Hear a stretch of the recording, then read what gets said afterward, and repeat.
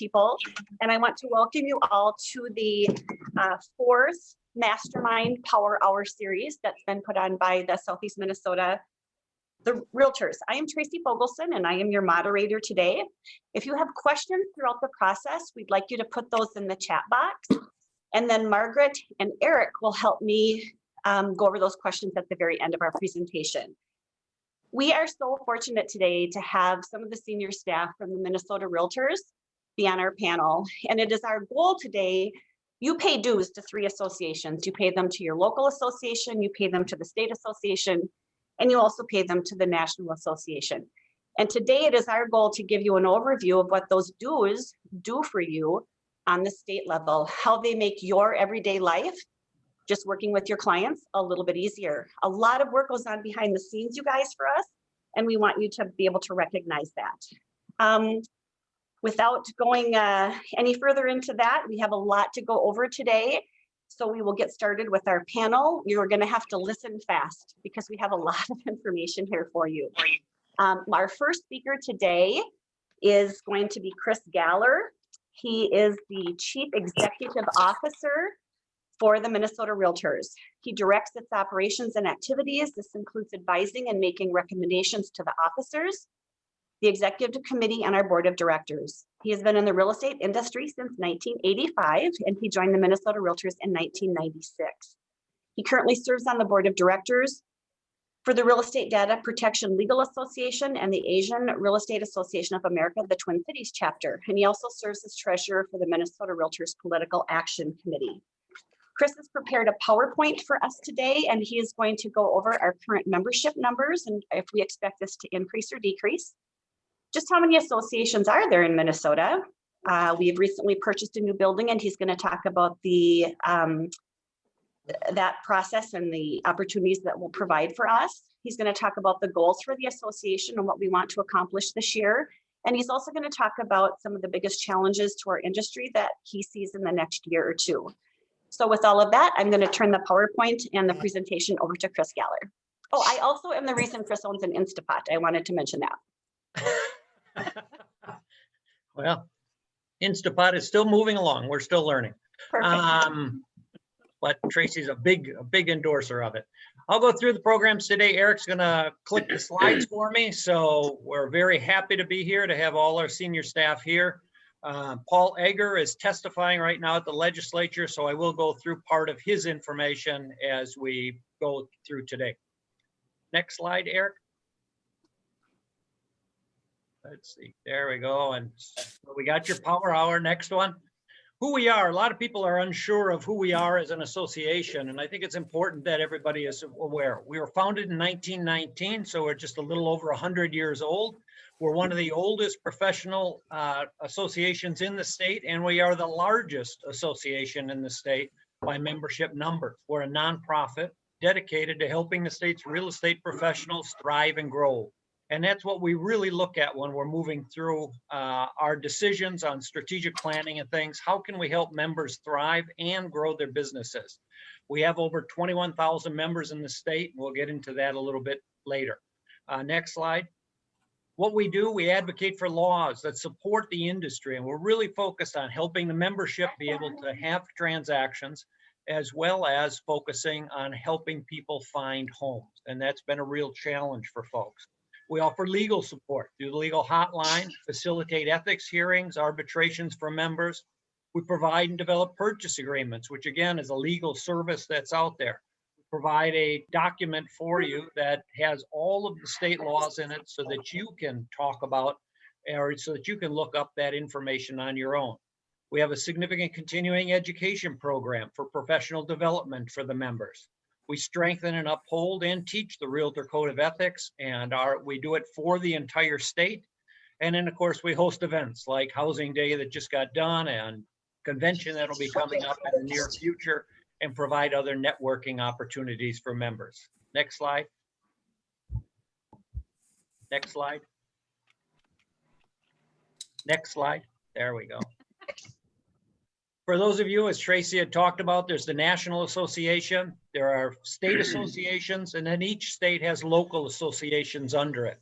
We all are autonomous of each other, and yet we all work in conjunction with each other because our member is the same member. So as Tracy pointed out, when you pay dues to all 3 levels of the organization. At the state association level, your dues this year were $185. Next slide. Our membership right now is just a little over 21,400. We expect it's going to increase this year. In fact, Carrie and Paul and I have meetings with the Department of Commerce, and they are jammed with people taking real estate licenses right now. In fact, they said they're up significantly, and most of them were real estate related. We're expecting in 22 that we'll also see an increase in membership because the market will be good this year, and a lot of folks just get in when the market is good. We then would anticipate that the market will fall a little bit as far as the number of people. And we'll go into that in just a few minutes. How many associations? We have 16 local associations in the state, and they're in 6 different regions. And the regions, as you can see, are in color. The major associations in greater Minnesota are those circled. Those are kind of the regional hubs that we have around. It's not saying good or bad if anybody. Southern Minnesota may end up staying as a regional hub as they are right now. We're just trying to anticipate which associations are the biggest going forward. And you can see there's usually a few in each of the regions. Next slide. This is our new headquarters building. So the association a few years ago looked at our space needs and found that we didn't have enough for our current staffing situation.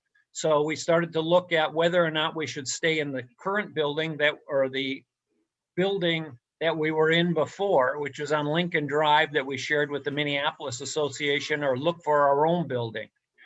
Originally, Minneapolis had made a purchase agreement and we're going to move, so we were going to expand into their space. When that didn't occur, the transaction didn't go through, we then started looking seriously over the last year for a new site, and last winter we ran across this particular building. It's 21,000 square feet.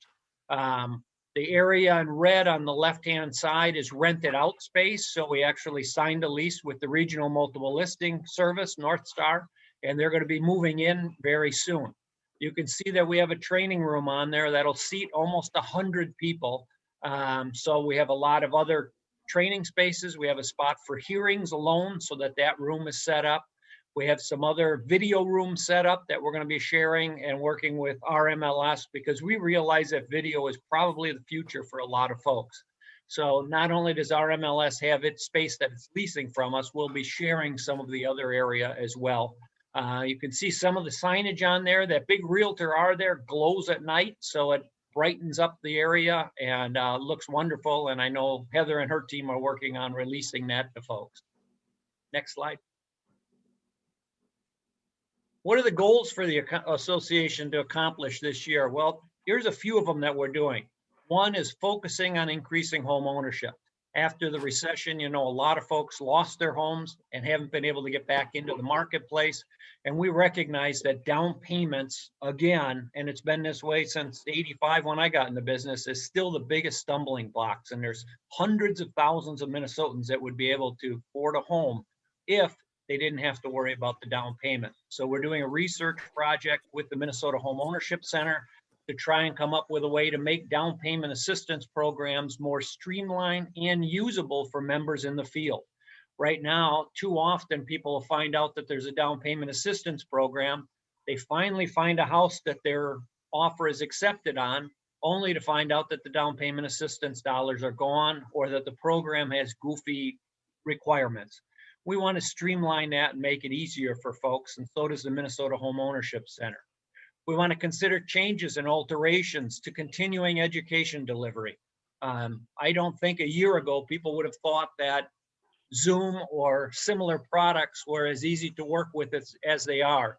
But we really see that online education, online meetings, online activities are probably going to be with us for a while.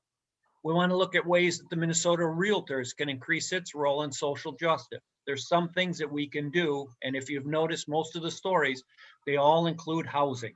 And so we want to make sure we're in there and that we're discussing ways that we can assist in making housing more fair and more equitable.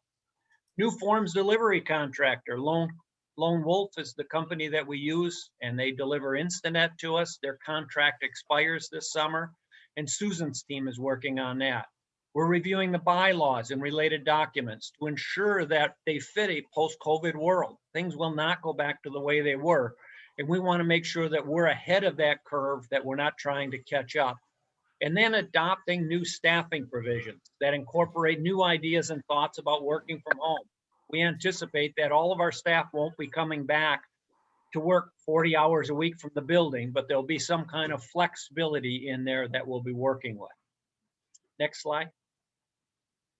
What will the biggest changes to the industry be in the next year or two? Well, one is consolidation. We're going to see more nationalization of companies coming forward. And this isn't unfamiliar to other businesses. I'm down in Cape Coral right now. We're surprised at the lack of national retailers down here. It's a lot of really mom and pop stores, which is really where real estate has been for a number of years. We've gone pretty much statewide with a number of the big companies, and you're going to see more nationalization of companies going forward. Interest rates are going to be increasing. As you know, they've been very, very low for a long time. Housing affordability has been very strong, but eventually the interest rates are going to start to increase. As they increase, we have to find a way to keep housing affordable. And so we're going to have to work on that. Mortgage delays and arrearments of payment from COVID-19 and the related inventory concerns. As you know, for the last year, anybody that wasn't able to make their payment, those mortgage balances have been added to the end. Now, again, it's not the principal piece, that's a little piece of that mortgage payment, but it's the interest that's been added onto it. And our concern is a lot of folks are going to be locked into their houses going forward, and that's going to increase the problems we have with inventory. That's one of the reasons why we work so closely with the builders, trying to find ways to get affordable inventory levels out there. We think there's going to be more pressure on commissions and the service expectations from consumers. As we get more and more people in the business, you get that, but also some of the outside firms that are starting to enter the business are starting to really put pressure on the commissions. We think license law and MLS participation, rules, requirements, and legal challenges. You've seen NARs in a number of court cases right now. The RMLS is closely watching those cases because they may be brought into them. And then just participation rules like clear cooperation as we try and stay ahead of changes to the business.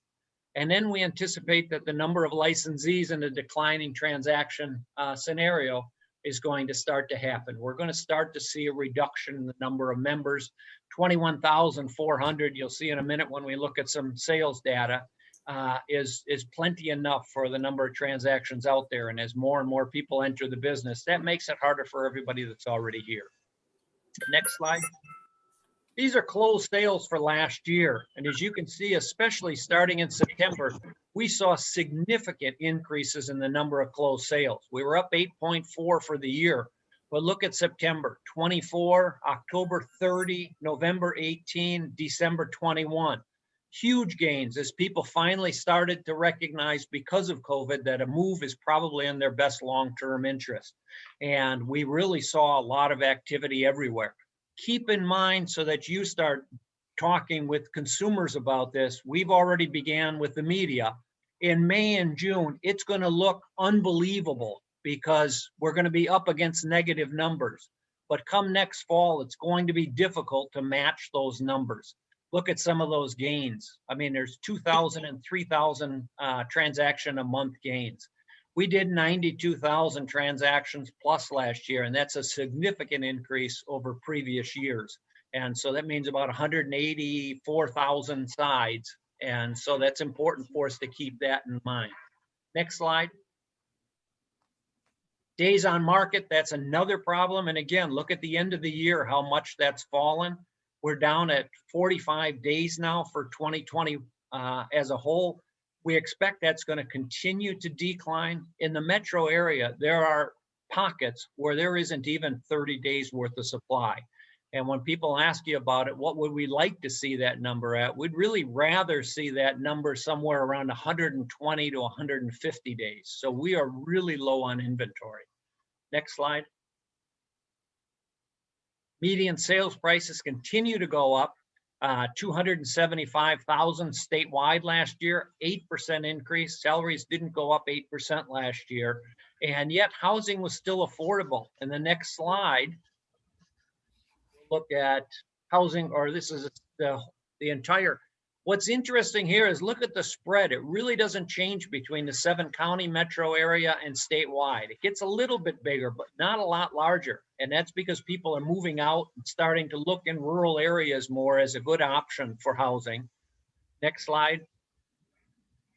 Inventory of homes, you can really see it there. Look at the declines again, starting in August and September, 32, 33, 36, 40, 46% declines. In 2018, there were 17,000 homes on the market in December. Last year, only 8,400. That's significant. It's hard to explain how much it's fallen. Since 2012, we were at 30,000 homes on the market, and we were less than 10,000 at the beginning of 2021. Next slide.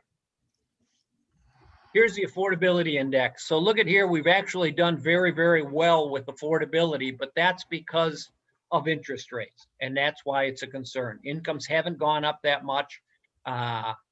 We haven't seen, we have seen significant median price increases. So that means the real leveler has been interest rates. And some of you know, you've probably refinanced homes or other businesses that you have. The key really is where that housing affordability is going to be in the future. And as interest rates go up, prices are probably going to start to stabilize a little bit. That's something we should expect and even talk to people about. Next slide. Next one, I'm going to go through some stuff that Paul and Matt would usually go through. Paul Egger is our chief lobbyist up at the Capitol. They're doing a lot of online Zoom testifying, and it's keeping them very busy. A couple of questions that people had related to governmental affairs are pretty simple ones. What's a call for action? And we just recently had one in Minnesota. How are they different from NARs and why are they important? A call for action, whether it's at the state level or whether it's at the federal level, is the same. It's asking members to contact their legislator or congressperson or senator in response to the CFA. And a call for action is to say, here's my position on this issue. I don't want property taxes to go up. I don't want an added fee to the mortgage registry tax, which you're going to hear about in a little bit. I don't want this to happen. And legislators and elected officials don't just see you as a realtor, they also see you as a voter. And that's why we connect you to the people that represent you in your districts. We don't have you connect with people that aren't representing you, but the folks that are representing you. Both Paul and Matt are former staffers at the Minnesota legislature, and they know how important it is to legislators to hear from voters. And a lot of folks go, well, my vote really doesn't count, or my voice doesn't count. If they get 10 or 15 calls, that's a lot. Most people do not ever call their legislator. And so we really need folks to call and let legislators know that Paul and Matt are being supported by members who believe that this is good legislation or bad. Next slide. We just had a virtual housing day. Many of you have been to housing day in the past, and those are much more extravagant because it's much easier to do a live program than it is to do a virtual program and keep people on. Again, the key to these is the same as a CFA. It's visually being able to associate a group of voters from a district with the realtor positions on different things. Legislators care what constituents think, and we want to make sure that they know that Paul and Matt and the team up there is supported by members back in the field that are educated and understand the issues. Next slide. What's the role of the Governmental Affairs Committee? Staff doesn't sit back and develop the issues. We don't decide, oh, this is what the policy for the association is. Instead, we have a committee. It's one of the largest committees we have, second to professional standards, and it has almost 100 people on it from all over the state. It's one of the few committees where we don't put a cap on how many people can be there. We open it up to everyone, and they decide what policy positions we follow. They research issues coming into the fall of the year and start to discuss them with legislators as we get into the session. During the course of the session, as things change, we have a policy committee that meets every other week to discuss issues, sometimes weekly, depending on how quick the decisions come up. They talk to members to get a feel for, we can go this way, or this is what's happening on this bill. Here's the arguments on both sides. Here's the politics on both sides, because policy decided up at the legislature isn't always based upon good policy. Sometimes it's based upon politics. And so we have to be aware of that and bounce that off of members. Some people say, well, your position is different than mine. We have 21,400 members. If I said tomorrow the association is going to stock beer in the fridge for any education program, but all of you have to agree on what brand we're going to have. We're only going to have one kind. All 21,000 have to agree. Do you think we could agree on that? The answer is no. Would never be agreed on. Some people would say you should never have beer in the office. Others would say, I want light beer. Others would want dark beer. It would be an argument. And the key is we want to make sure that our position is unified, because legislators look to the lobbying staff to find out what the industry's position is. And again, we are the largest trade association in the state and one of the largest PACs in the state. Next slide. Here's some hot button issues that you should know about. Again, Paul's lobbying this morning on one of them, which has to do with adding a $50 surcharge to the mortgage registry and deed tax to fund soil and water conservation districts. We think soil and water conservation districts are great things. We just don't think homeowners buying and selling homes should have to pay for it. If it's a societal issue, then the society should pay for it. They also want to increase park dedication fees this year, street impact fees, and other kinds of things on the back of new construction, all the while saying we need more affordable housing. So again, they're caught obviously in a crux where they want both ways. We want lower priced housing and we want you to pay for all this stuff. Senator Draheim is working on proposals to advance home ownership. He's been a star. He's from the Mankato area. He's a realtor, one of the many realtors we now have in the legislature, and he's been helping us. We're working on loan forgiveness. A number of members took out PPP loans. The state wants to tax those PPP loans. The federal isn't. We're working hard to make sure that those dollars aren't taxable. The eviction moratorium, for those of you in the rental business, it's been devastating for some landlords, and we're trying to figure what's a reasonable off-ramp as we go. Do you want to be on a Zoom call for SEMR? That's right now. They got some state people talking or not.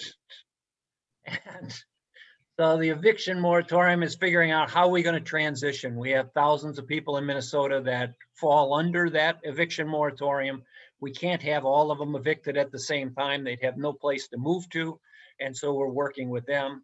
And then there's also the Minnesota Land Title Association, and this one could affect some of your areas, dealing with manufactured homes and working on a cancellation certificate. And this has been an issue we've been dealing with a few years, and we're getting a lot of help from Sarah Wisdorf up in the Duluth area, who's very familiar with that issue. Next. What's RPAC? That's the last thing. Everybody kind of doesn't like political action committees. MIN-RPAC is bipartisan. We're one of the few bipartisan PACs in the state, meaning we give to both sides. And if you don't get people elected that are realtor champions, like Senator Draheim, makes it much harder to pass legislation. And I always use candidates that aren't around anymore, but many of you can remember Senator Rod Grams and Senator Paul Wellstone. They were two very different people. On some issues, one was good for us. On other issues, the other one was good for us. The fact is we need people that are good for us on all of our issues. That's the reason why we're bipartisan. But oftentimes there's one candidate in the race that's much better than the other one. And we need to make sure that we're focused on electing people that will support us going forward. Otherwise, your businesses will run into a lot of difficulties. So that's what our PAC is. At the state level, we support candidates. There's dollars available for local candidates and local advocacy efforts. And of course, some of it goes to the federal PAC as well. And I think that's it, Eric. Is that my last slide? There we go, just like that.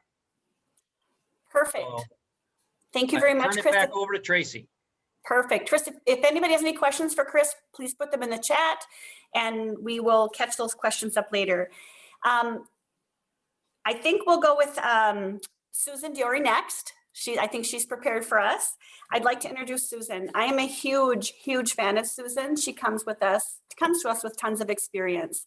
And she is our Senior Vice President of Risk Management and Legal Counsel for the 20,000 plus member Minnesota Realtor Association. In this position, she serves as in-house counsel and oversees risk management programs offered by the association, including our approved forms and buyer-seller arbitration. Professional standards program, legal hotline, and other legal and risk management issues fall into her category. She has been with the Minnesota Realtor Association since 1995 with a 4-year break from the association to finish up her law degree.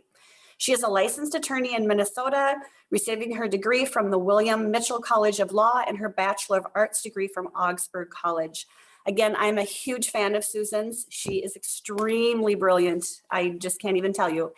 And I'm going to turn it over to her and she will go over her topics, which will talk about the legal hotline, the forms committee, which she oversees, some violated articles that she'll go over, and the process for a professional standards hearing. So with that, I'll turn it over to Susan. Well, thank you, Tracy. What a nice formal introduction. Way too much. So I appreciate, thank you to you and Eric for inviting us here today to speak to you, your members, and appreciate being here to let you know what we're doing on our end in the risk management department. As Tracy mentioned, as we oversee the legal hotline, we implement the forms for you, and also have professional standards in addition to many other miscellaneous things that we do. But I'm going to just kind of cover the legal hotline issue, what we do on the legal hotline. Obviously, many of you know that we offer this as a service.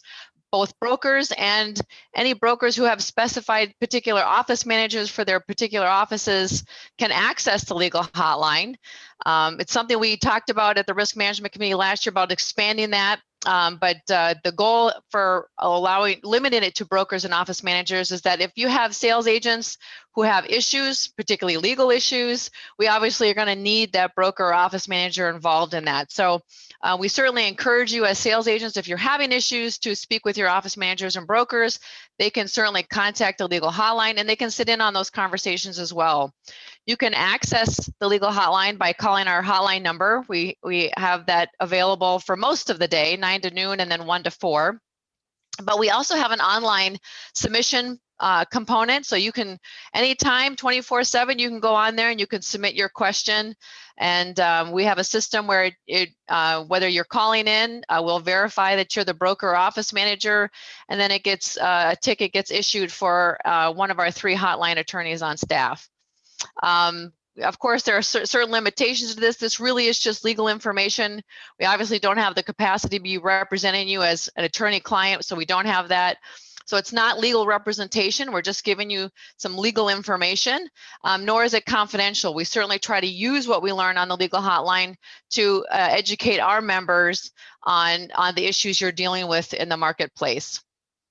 Some of our frequently asked questions, and I'll show you a chart in a second, but we always have the vast majority are about your contracts, your day-to-day transactions. That's what we're hearing about, particularly contingencies and what happens when and if there's a default and things like that. Agency and understanding agency relationships is probably our second one. And then a lot of them are just sort of miscellaneous, unique situations. So if you, as I mentioned, you can go to our website. We have a legal resources page, and this is where you can see that one of the buttons here is for the legal hotline. You can certainly click on that, and then you can submit your questions anytime, day or night. We also obviously have other resources there. As you can see, our legal companion is a great tool if you have lots of information about pretty much any issue you're going to deal with. So, and it's long and comprehensive, so be prepared to read. If you're otherwise, if you want the shortened version, that would be in the legal download. Unless there's any questions on that, I think you're going to hold questions to the end. I'm going to oh, this is the submission page as well, as I mentioned to you. But I'm going to move on to the forms committee. Oh, here's I'm moving too fast. The legal hotline calls, this is just give you a sense of what we did in 2020. We had we usually have about 1,800 calls per year. As you can see, as I mentioned, the vast majority of these are about contracts, forms, and contingencies.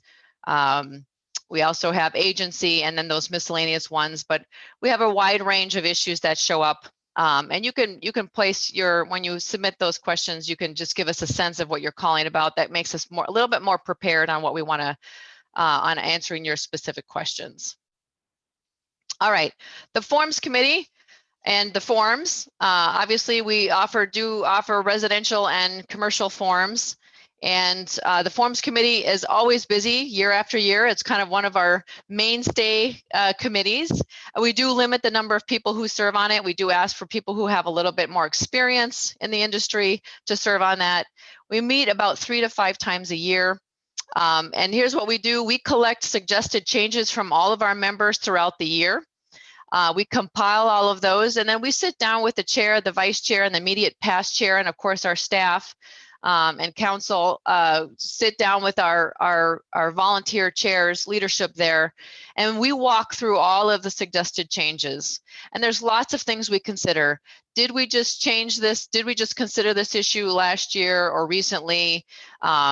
Is this an issue that's just legally not going to be able to be done? We consider all kinds of issues when we have a preview of those suggested changes before we set our agenda for each year.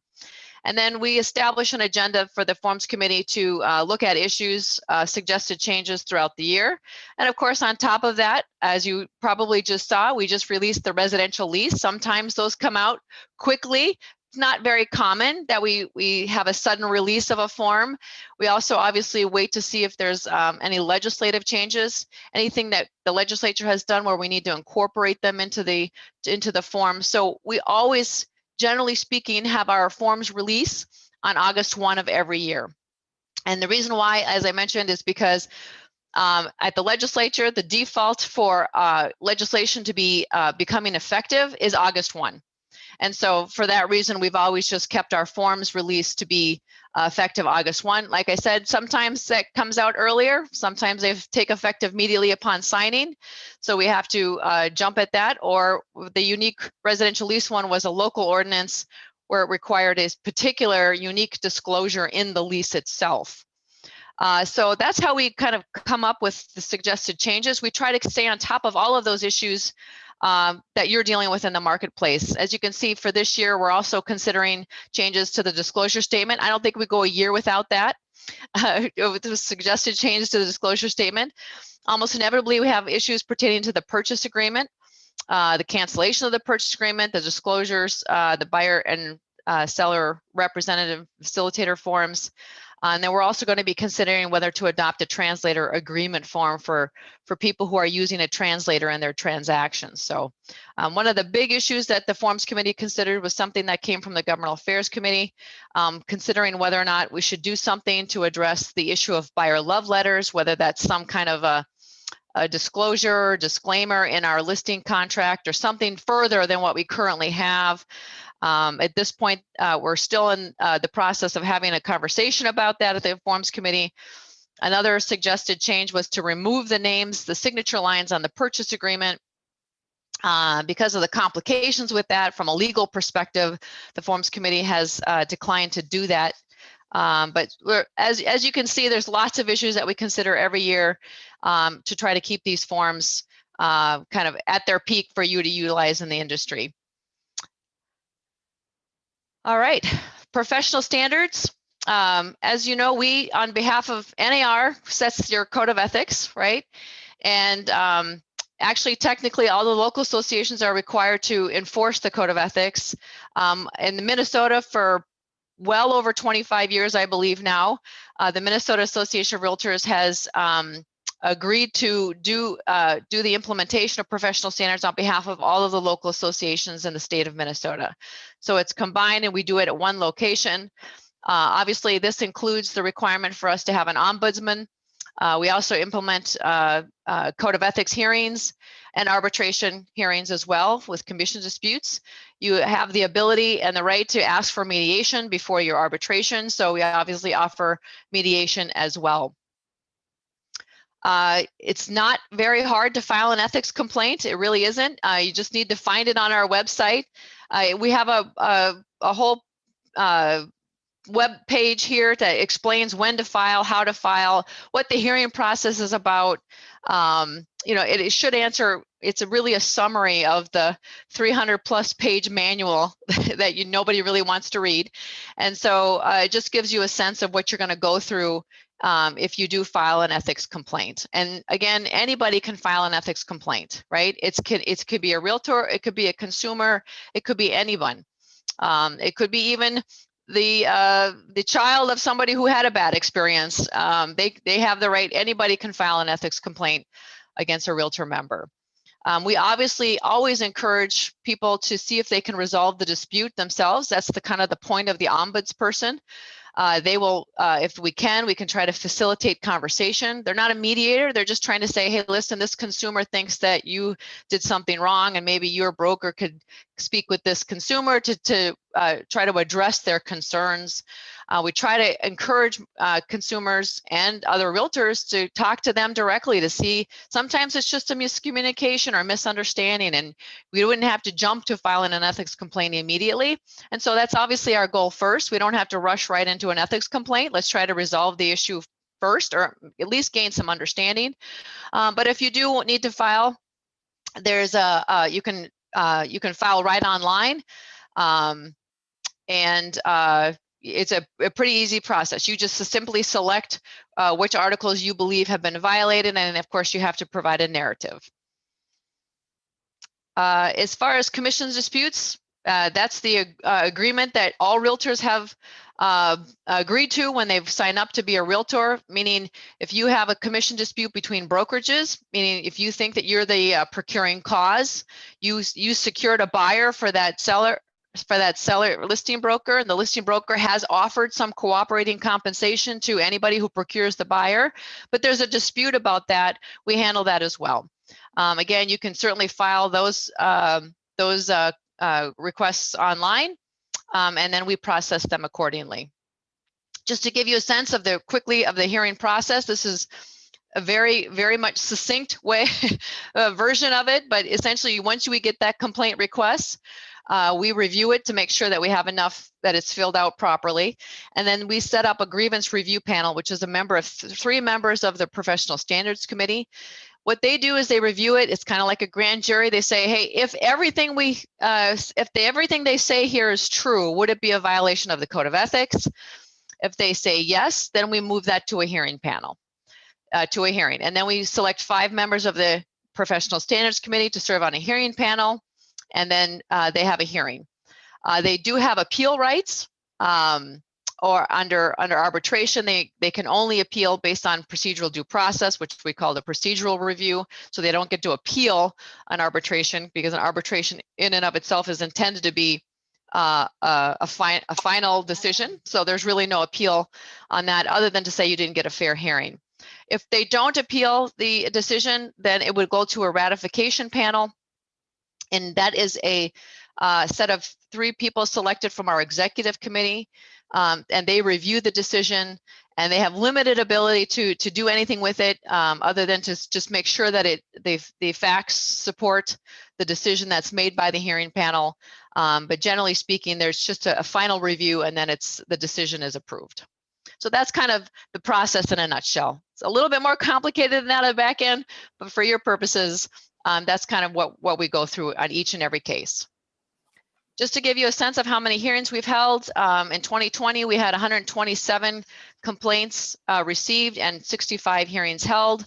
Now, that doesn't include our appeals. That doesn't include grievance review appeals or procedural reviews. That's just our regular ethics and arbitration requests that we received.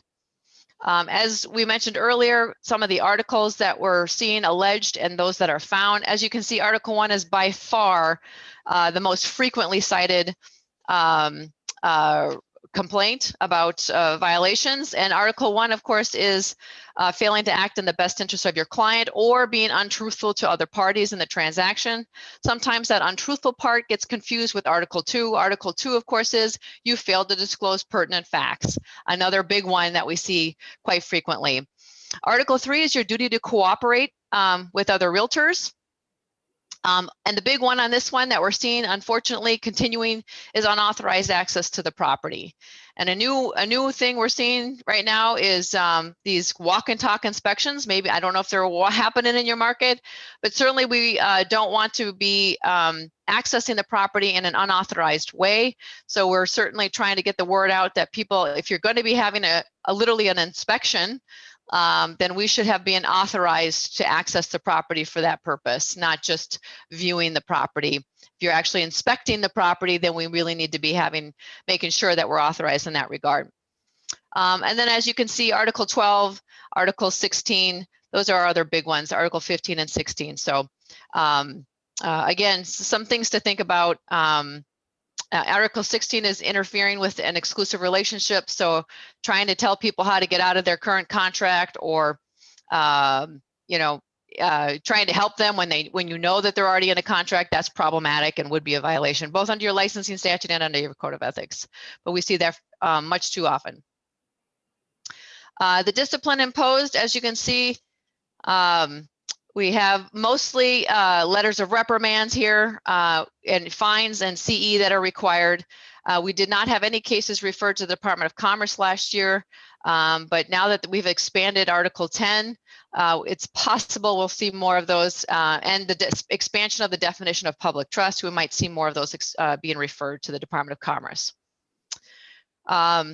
The number, we also issued a few years ago citations. That's where we simply say you are in violation. There's no hearing. You can choose to, I shouldn't say it that way, but you can choose to accept the citation, or you can choose to go to a hearing. As you can see, we had 14 citations issued. We had 9 of those requested a hearing anyway, and then 6 accepted their citations. Arbitration requests, we had 13 last year. And 8 hearings, and complete split, half and half. Half received them and half did not. So it really is a weighing of the evidence and who's, it's the greater weight of the evidence on who procured the buyer. So it's always a very challenging analysis there. As you can see, we certainly have a trend of ethics complaints going up. Unfortunately, I'm not sure if that's just more knowledge about code of ethics, or we're just more willing to turn in the bad actors, which is sometimes necessary. But as you can see, we have a trend upward, both in our ethics complaint received and of course our hearings held.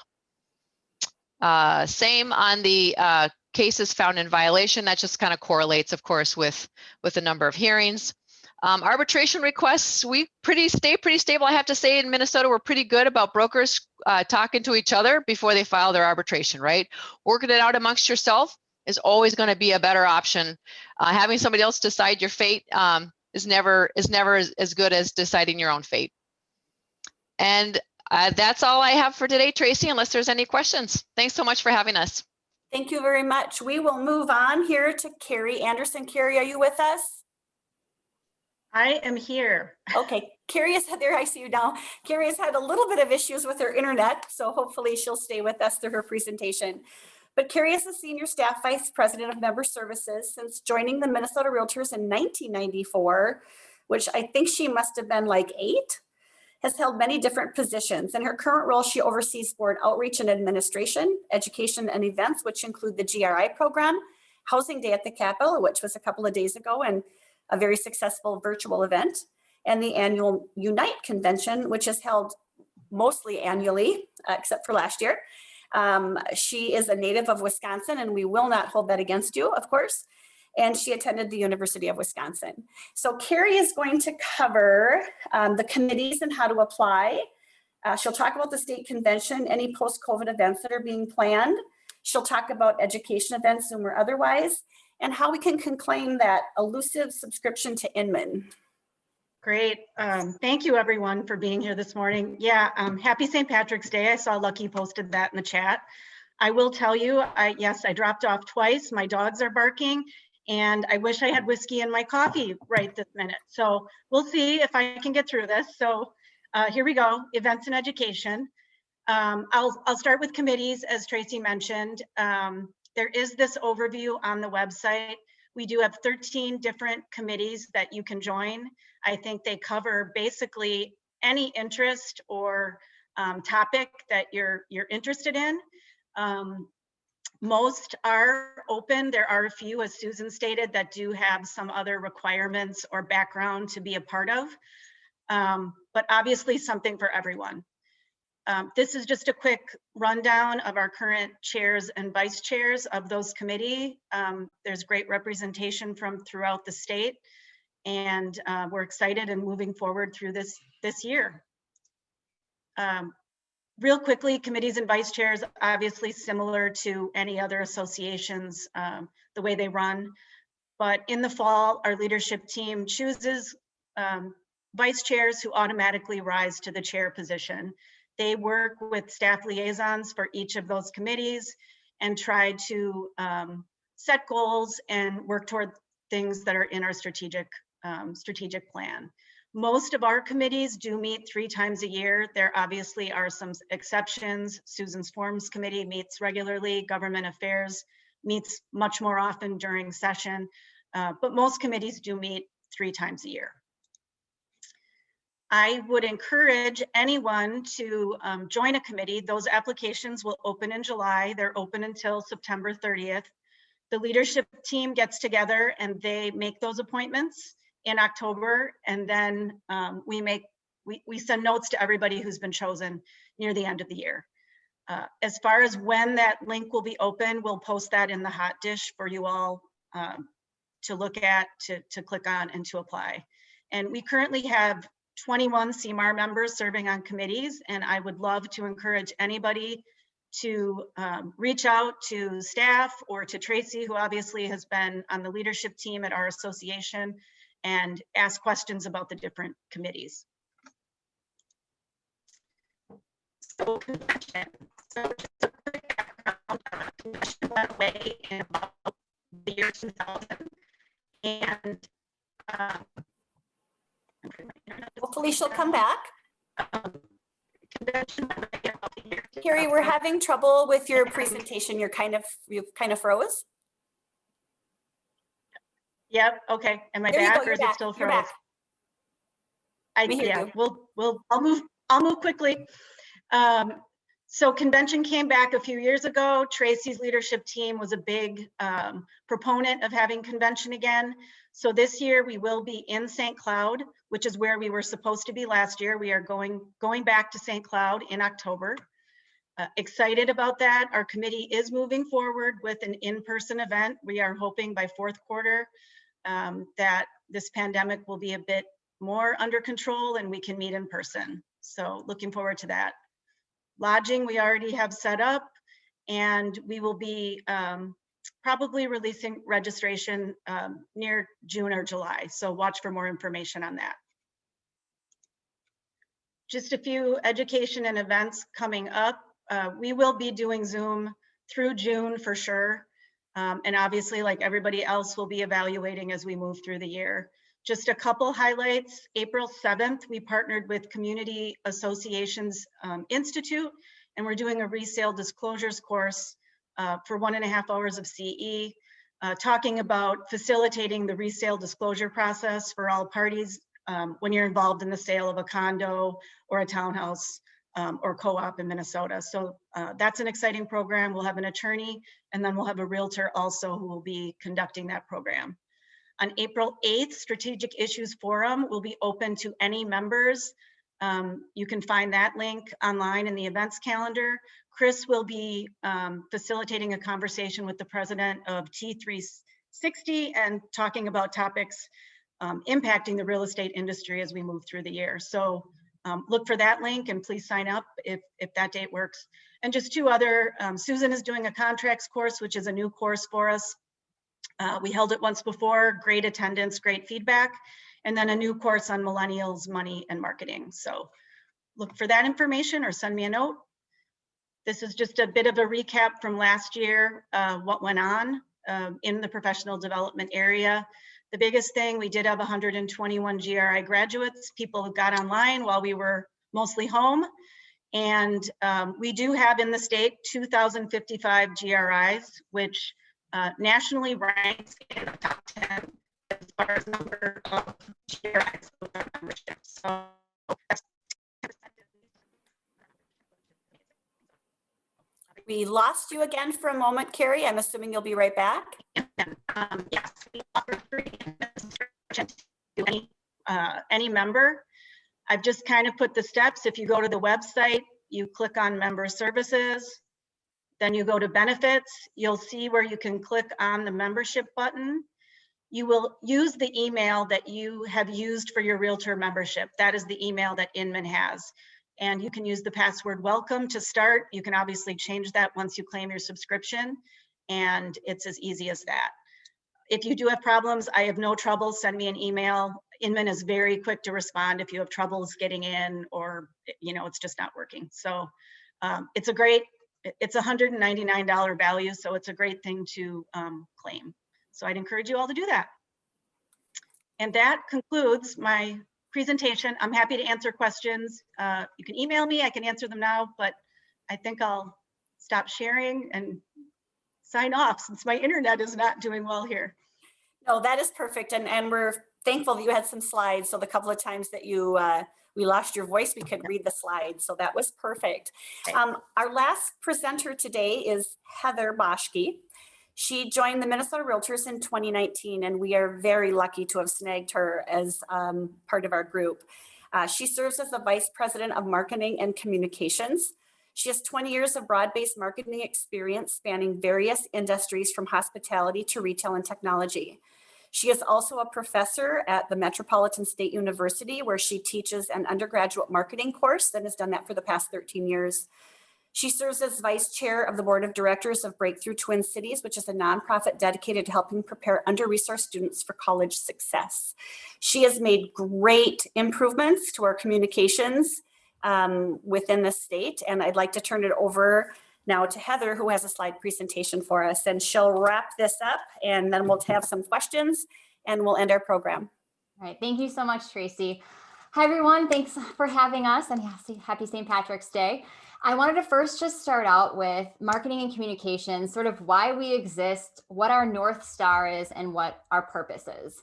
So anything you guys see coming from us kind of operates with this in mind. The first is that marketing is a bridge. Marketing is a bridge between an organization and its customers. So that's you guys, it's consumers, it's our local associations. And then the other big piece is communication. It equals community. So it's building community, creating community, informing community. So those are really the North Stars for everything that comes through the Marcom team. And so Tracy asked for us to share what we've been up to. And as she mentioned, I started in November of 2019, and we have been busy, and it has been a lot of fun. And one of the first things we did is we launched a statewide campaign. And this is very much going to be an evergreen campaign that I think we're going to have for a long time. It launched in January of last year, and the whole purpose was a rally cry for realtors across the state so we could highlight all of the good work that you guys are doing in your communities. And so if you go to mnrealtor.com/wearemn, you can see all of the stories there. We've told 50 stories. Typically every Friday, we do a We Are Minnesota story. And so if anyone here hasn't been featured and you are doing work in your community, whether it's with a charity or just helping your neighborhood, please let us know and we would love to highlight you. The other big thing we did last March is a rebrand. So in 2015, Minnesota Realtors had a new logo that they had for the past 5 years. And then we decided that, you know, with our big mission of uniting and empowering and inspiring realtors across the state, we just felt like that logo didn't connect to the state the way that it should. And so we did a rebrand. And so as you guys can see, we've got the geometric shape of Minnesota, and you can see the three houses building on each other. That could be everything from the three associations that support your careers. It could stand for residential, commercial. It could stand for consumers, connection, community, kind of whatever you want it to be. But we're really proud of the new logo, and we've also updated our colors a little bit to include that sunny splash of yellow for a bit of positivity and optimism. We also launched share source videos. So this really happened in the midst of the pandemic when we weren't really sure what was going on. Realtors are using Zoom. No one knows how to put the lighting or how to hold their camera. And so we decided, let's talk to realtors about best practices. How are they getting through this? What are some tips? And so we've done 23 total videos so far, and they're one-on-one interviews where we simply ask realtors questions on what they're doing and asking them to share best practices and insights.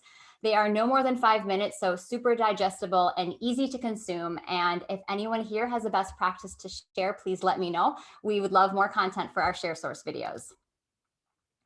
We also revamped the newsletter. So we changed the name. It used to be called The Resource. Now it's called the Minnesota Realtor. We updated the design and layout. This thing happens every other month. Just on Monday, we released the March and April edition. There is a way to opt in for the printed version that I will show you in just a minute here, but highly recommend. It's 20 pages highlighting members, best practices, trends, and things that you guys need to know. So check it out if you haven't. And then what we've done, we've launched a new website that kind of coincided with our brand, our rebrand. We've launched our Instagram channel, and we had some really strong year-over-year metrics. And what I want to do right now is walk you guys through some of the website. And so if you haven't been to our website lately, it's got a little bit of a facelift. And what you'll see here is you've got these icons and contracts, forms, legal resources. These are all the things that people are clicking on most. So that's the reason they're front and center. And then as you scroll down, Carrie talked about the events, what you can sign up for. She mentioned the Strategic Issues Forum. That's where you can sign up for that. And then on the left-hand side here, these are blogs. So these are articles that are written by staff. Realtors have written some, and it's anything trending, newsletter articles, things you guys should know, but we update this. We launch probably 3 to 4 blogs every single week. So this is constantly being updated with new information for you guys to check out. Okay, and so I know, Tracy, you wanted me to walk through the search function. And so let's say you guys had some questions on escalation clauses. And so if I type in escalation clause and I just hit search, this is going to pull up any article, anything that, well, it should, of course, while I'm doing this. Well, it looks like it's searching. There we go. So this pulls up any, like I said, any article that's been written, any resource on escalation clauses. I'm going to talk about the broker broadcast replays. So the last one we did, Susan talked about contingencies and in a tight market, and escalation clauses were part of this. So any resource that includes the keyword escalation clause will come up here. And then the other thing I wanted to show you guys is where to get that printed version of the newsletter. If you want it, you simply go to your profile. I click on my profile right here, and this will bring up my profile with all my information. If you simply click on Get Newsletter right here, it'll launch a new page where you can simply click mail the newsletter to me. Yes. And then just check your mailing address to make sure that's where you want it to go. All right, continuing on. So last year we launched our first consumer campaign. So typically our customer are you guys. We want to make sure that you're informed, you've got the knowledge you need. And we heard from you guys, it's really helpful for us to also talk about the goodwill of realtors in the community with consumers. So we launched our first campaign last year. It was called My Realtor Story, and it was quotes and videos about actual consumers and their positive experience with realtors. It did really well. We had nearly 500 impressions, nearly 200,000 video views. We were really proud of these results. And so as we go into our new campaign this year, which I'll talk about in a second, these are the metrics we want to blow out of the water, and I think we will. The other thing we did is we launched broker broadcasts. So the audience for this is brokers, but the intention is that during a broker meeting, brokers would sign in with their team and you could watch this broker broadcast. And so what it is, Susan typically tackles a hot legal risk management topic, and you can see since November what the different topics have been. It's the second Tuesday of each month at 9:30 in the morning. And if you go to mnrealtor.com/broker broadcast, you can sign up for any of the future ones, or you can watch the replays or download the presentations of any of the ones you see here. And then coming up April 13th, the hot topic of love letters will be discussed. So be sure to tune in for that. Consumer facing content. Again, you guys, that's what you said you wanted. And so we gave that to you. So just a few things that we did last year that we're proud of. The 5 can't miss holiday light tours. You guys seem to really like anything about Minnesota that you can share, that pride in the state. That's been really popular. And then again, anything to educate consumers, the designated difference, how important it is for realtors to have designations. FSBOs selling for less than homes sold by realtors. So again, things that are shareable that you guys can share with your clients as you're coming up with content for your own social campaigns. The priorities for the team for this year: more consumer content. We know you guys love it, so we're going to continue to do that. We're going to evolve the We Are Minnesota campaign, just freshening up the look and feel a little bit. Chris mentioned videos are the future. Videos are everything. They get better engagement. They get more views. They touch more people. So we will continue to do that. We'll be telling the realtor story through our next consumer campaign. Digestible content is another big one. We know you guys don't always have the time to read a 3-page legal download article. So what we do is we'll always kind of pull out, here are the top 3 things that you need to know to make it easier for you guys to consume. And then the other big thing is new member support. So when a new member enters the fold in this crazy world of you've got a local and a state and a national, who's supporting you today, we want to make sure that new members understand all the support they have available at the state level. So there's a series of 11 touches in the first 2 years of Realtor joining us. And you can see really the purpose is to educate them on everything they have, that safety net that supports them at the state level. All right, next I want to talk about our consumer campaign that is actually launching this week. The goal of this campaign is threefold. Number one is to elevate the perception and reputation of realtors. So we've heard in the past that maybe consumers have a perception of realtors that, they're just in it for the money. The commission's too high. They just want to make money off me, or they're not professional. So we want to debunk that, number one. Number two, we want to connect consumers to realtors through community-driven and heartfelt stories. Because I will tell you, out of everything that we're going to be sharing this campaign, there's not one realtor that says, I am here for the money. It's about community, it's about the consumer, the client, and it's about helping them get to their next phase in life, whatever that might be. And then the third one is to distinguish realtors from all the other options that they have out there. And this is what it looks like. So it's a digital campaign that will live on social media. Our website will also do some ads on YouTube and other social channels. And this is an example of a social post. So we got quotes from realtors, and this is one of them. As a realtor, I get to help people achieve their dreams, build equity for themselves, and provide stability for their families. And we don't have attribution to any of these quotes because we want all of you guys to see yourself so that you'll share this campaign and that, again, consumers can see this is the why. And that's why it's called the why in realty. So we talk to realtors about why did you become a realtor? Why is this profession important to you? And what's the best part of being a realtor? So we want to tell your story in this campaign.